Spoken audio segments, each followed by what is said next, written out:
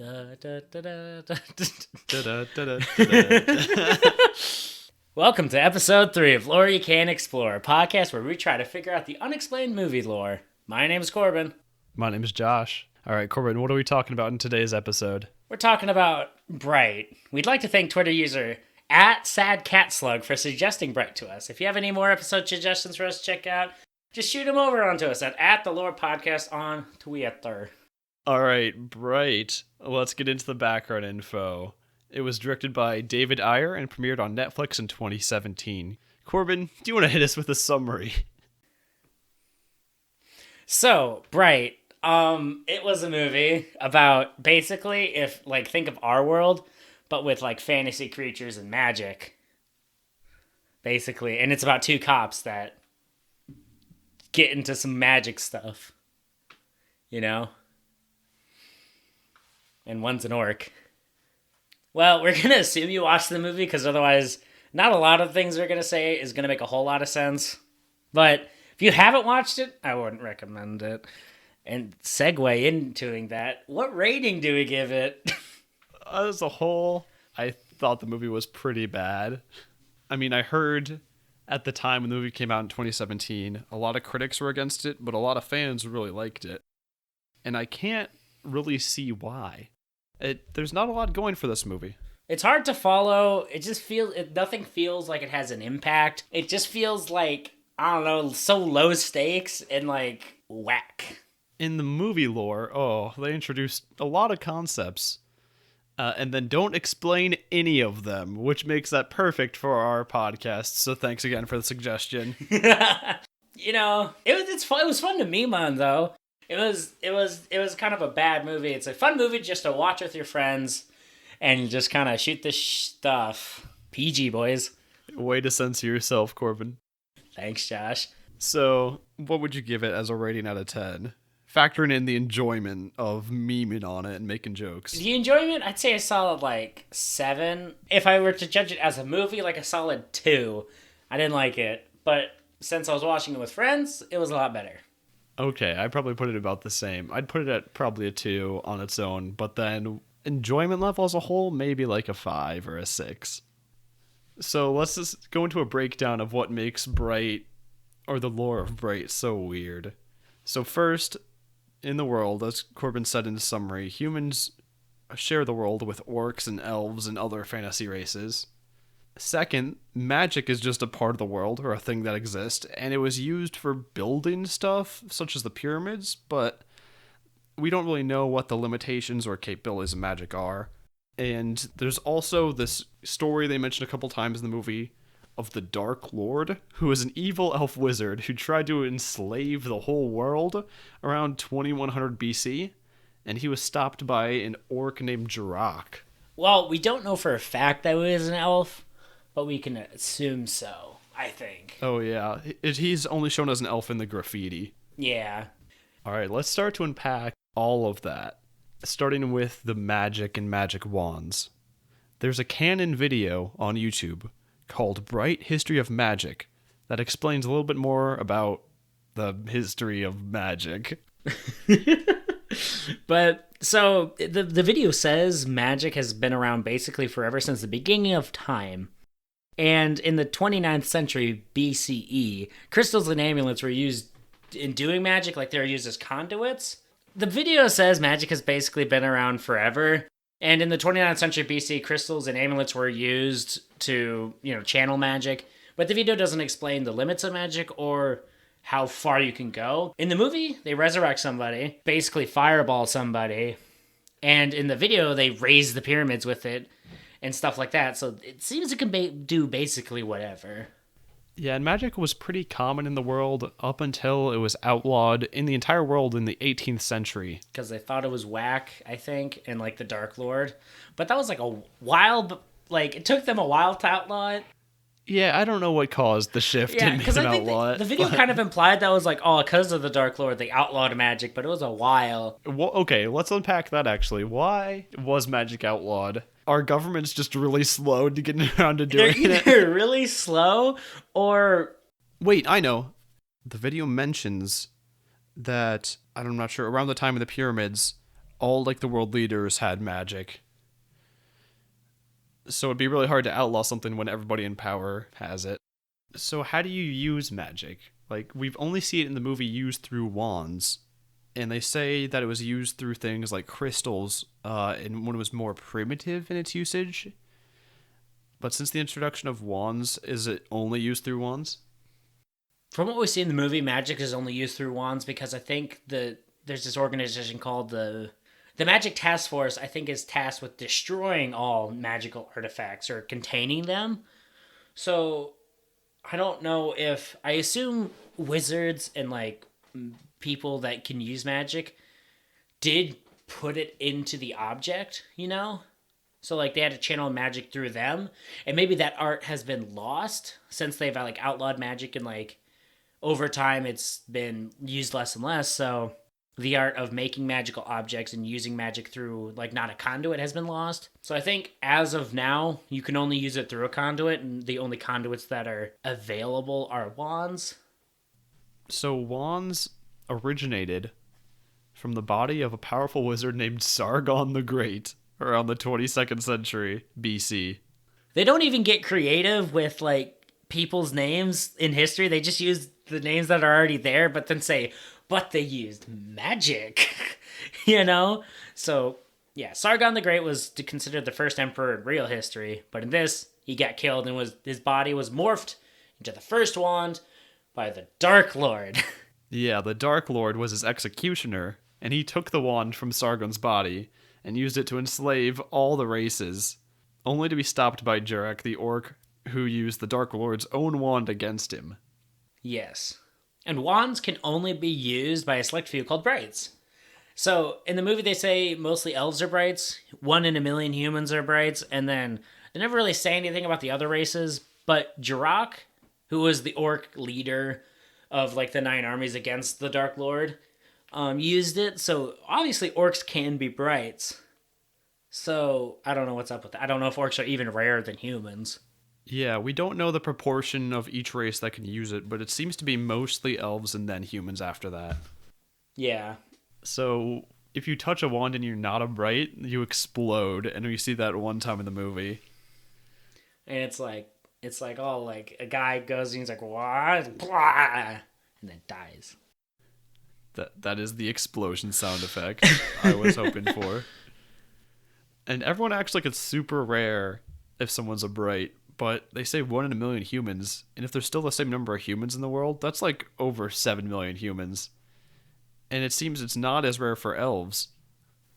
There is a statistic where of the US population, there's like an infographic that flashes.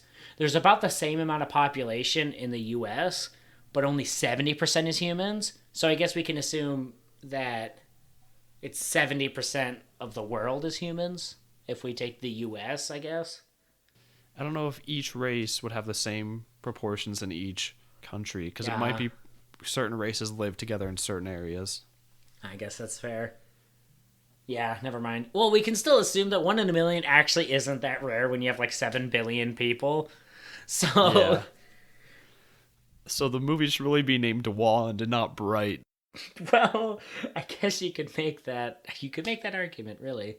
There might be some way to track wands or find them, because people keep finding the wands, and we need to have some explanation for that and not just say it's lazy writing. Yeah, I think there's the Poison Gangs, Orc Gang, and the Inferni. Keep finding them. I find it the easiest to believe that the Inferni have some sort of way of tracking the wand, right?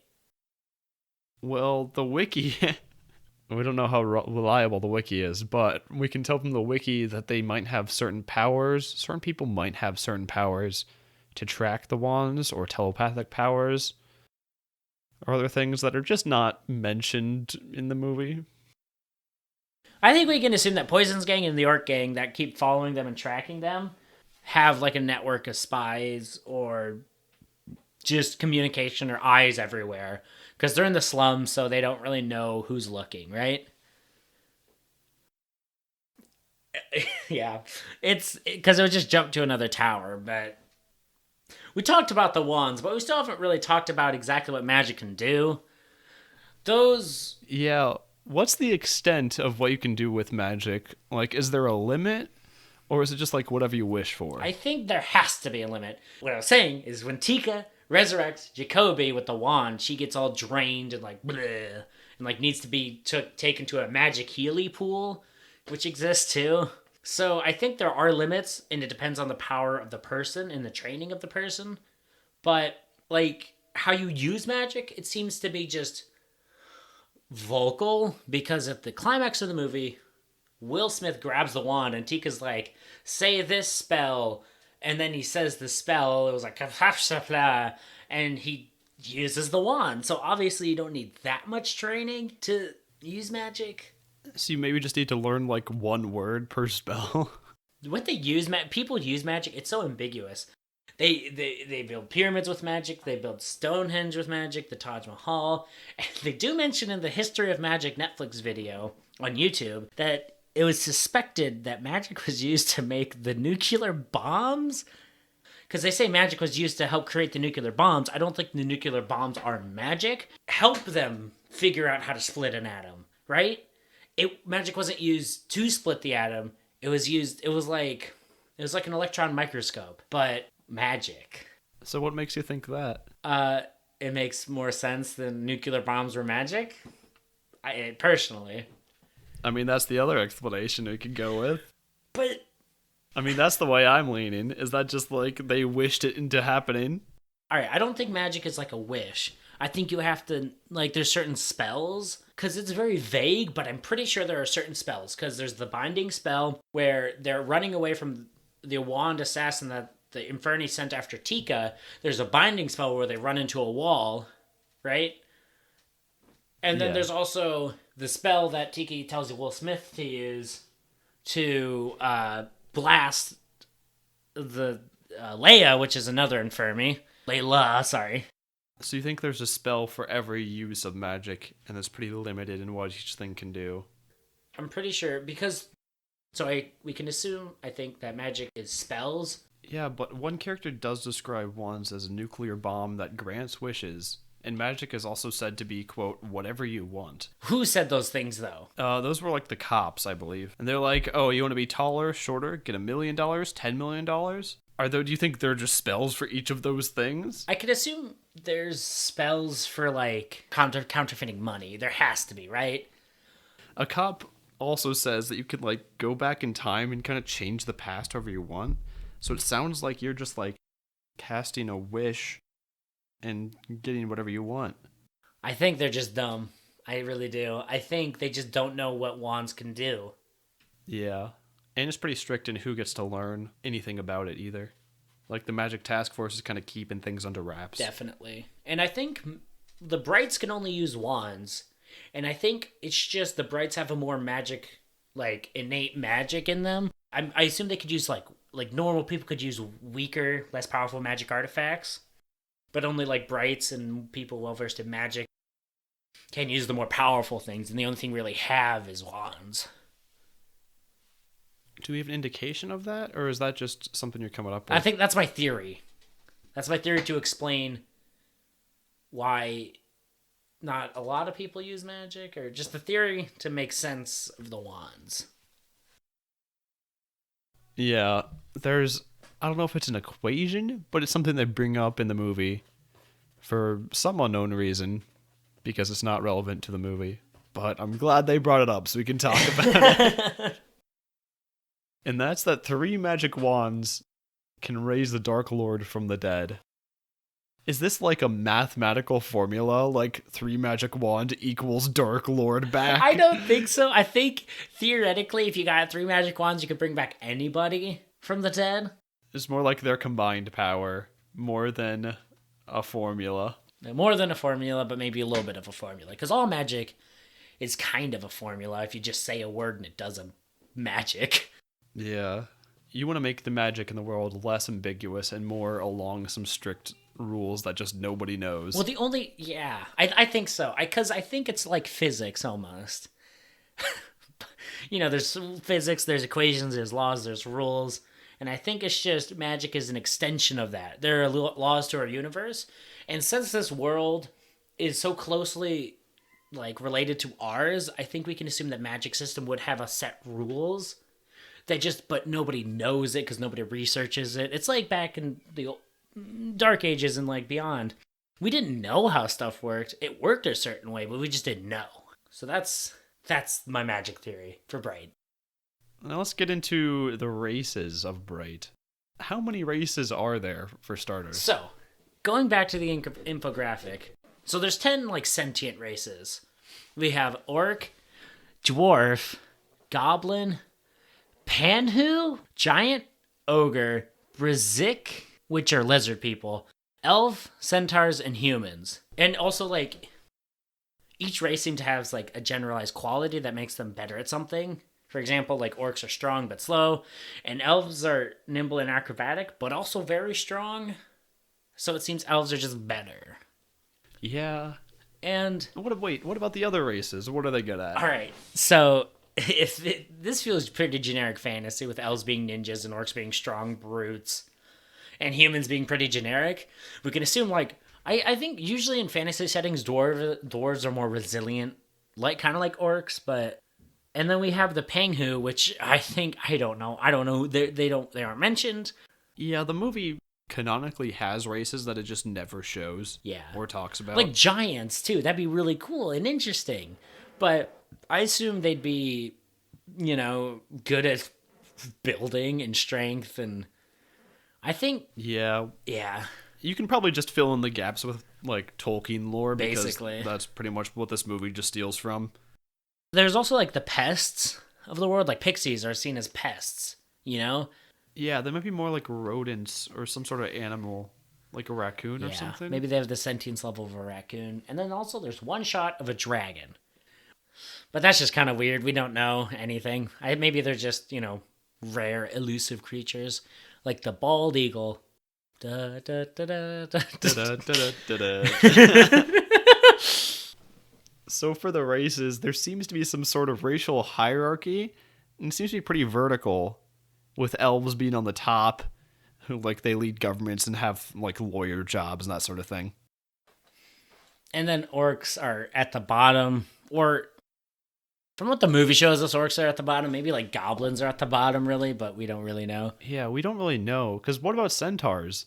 There aren't any accommodations for centaurs in any buildings or anything else. No cars, or, like, we don't see centaurs get anything for them. Yeah, the world is built for, like, the bipedal creatures. So are centaurs even more oppressed than orcs? Probably. No one just cares about them at all. I think centaurs are at the bottom. We don't really see any accommodations for centaurs in any buildings. It's not like there's door and then centaur door, or like centaur cars. So they might be even more oppressed than orcs, but like, we just don't see it. Alright, what about the origin of the races? The movie doesn't explain how the races got here at all. And even the History of Magic YouTube video doesn't tell us if the races were always in the world, or if they entered the world at some point. If we assumed they evolved like humans from like Neanderthals and beyond and before, common ancestor with monkeys, then Neanderthal to proto-humans, to blah, blah, blah, blah, blah, to humans as we see them now, what would that look like for orcs or giants? Was there like... Or lizard people, for that matter. Did, like, lizards also evolve to be bipedal? Yeah, I don't know. I would assume there had to have been less mass extinctions in the world. Like, lizards evolved to maybe some sort of orc-like pre-creature evolved. All these worlds evolved? Or are orcs aliens that magic put in our world a long while ago? Like, maybe actually thinking back to the asteroid that killed all the dinosaurs, maybe the asteroid, like, maybe there's an asteroid or something that was filled with a bunch of magic crystal and, like, stuff like that maybe some mega civilization sent out, or, like, some, I don't know, some weird magic stuff happened. And it hit the Earth, and it, like, created this big magic anomaly, right? And then all, like, the worlds, maybe there's a bunch of parallel Earths where lizards evolved for lizard people, chimps evolved for humans, something orc-like evolved for orcs, and maybe something blah, blah, blah with elves, So maybe they all kind of got dumped onto this one Earth and had to live together, right? But this was so long ago where nobody really remembers that. Okay. I think that's, like, the best explanation, or something along those lines, where... I can buy that. Like the precursors to these modern races were dumped on this earth somehow through magic means. And I think we have to address the elephant in the room. The terrible analogy the film tries to make between orcs in their world and black people in our world. It's so on the nose, and it just doesn't work at all. Yeah, and it gets like the analogy wants to be so one to one, but it gets so muddy sometimes. A movie that kind of did this quite a bit better than this one was Zootopia. If you've seen that, I know it's a children's movie, but it still kind of has. It's a kind of a buddy cop movie where one of them is an analogy for black people. Yeah, but it's of course it's not a perfect analogy or anything, and it does have problems. But it's a lot better than this. Yeah, everyone who's reviewed this movie has been like, "Man, this movie has a bad analogy," you know, and it's just We just figured we couldn't cover the movie without touching it, at least. yeah, we have to mention it because if we didn't, it'd feel weird and incomplete. So one big thing we haven't even talked about yet is the history. Why hasn't the existence of all the races or the existence of magic changed the history of the world at all? Lazy writing. We gotta come up with an explanation. We can't leave it at that. No, we can't. Honestly, I mean, most of the stuff they say magic is built by is just stuff humans at the time just made by themselves. Yeah, I mean, maybe we can assume human history went faster, or like technologically. No, they had the same timeline. Yeah. Like nuclear bombs, 1945, and like the pyramids, everything is both like at the same dates as it was before. That is true. All right, maybe this has to do with parallel timelines and how this is obviously a parallel Earth to ours, right? So maybe with quantum entanglement, a history is tied to our prime Earth, right? So everything that happens in our Earth has to happen in their Earth, but they just experience the events a little bit different because they have magic and the like. You think quantum entanglement's tying their world to ours, and that's the reason that they have the same histories? Yes. Well, I've actually offered about zero theories and just said yes to everyone you've gone with, and I'm not about to change that streak today. I think it's a great theory. Quantum entanglement explains why Bright is dumb. There we go. Well, there's a lot more that explains why Bright's dumb. Fair enough. Well, like, because Joe Rogan still exists. And the Alamo... we get a lot of references that things in their world are same things in our world. Like Joe Rogan and Shrek and the Alamo and the city of Los Angeles. Wait, why does Shrek exist if there are actual ogres and fairies? Maybe it's a story of the ogres, where an ogre goes to save a human princess and they get married, and they just DreamWorks animated it, you know? So maybe it actually with Lord Farquaad. So maybe... You tell me Lord Farquaad's a historical character? He can't be, because everything else follows our timeline, and all the leaders follow our timeline.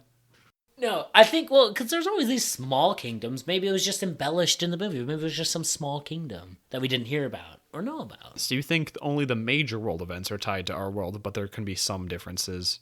Yeah. And the main difference is the Dark Lord. There's Lord Farquaad and Fiona and Shrek. You think they're historical characters in the world?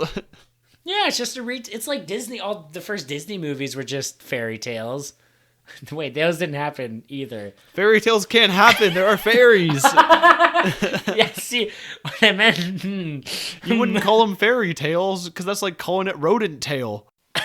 So, like, we have to assume there are some differences, because in this world, right, the Infirmi, the evil elves, destroyed the Illuminati 100 years ago, which would have been around 1917, in the middle of, like, when World War I was winding down. So, wrapping everything up, basically, magic in this world, there's rules. It's like physics, there's rules, right? The reason it's quantum entangled into our reality, we're seeing this as a parallel universe, and that's why a lot of the major events are the same, but there's kind of some differences in smaller events. This movie is a lot harder to break down than Cars, I'll be honest. Yeah, there's a lot more to unpack. Well, let us know if we missed anything as well, and hit us up with any questions about the movie or future episode suggestions. As we said before, you can find us on Twitter at The Lore Podcast. So hey, give us more suggestions about bad movies, and maybe we'll deconstruct them. And again, special thanks to at SadCatSlug on Twitter. And a special thank you to the Inferni and the Dark Lord for making this podcast possible. Until next time, I'm Corbin. I'm Josh. And this has been Lore You Can't Explore. Bye.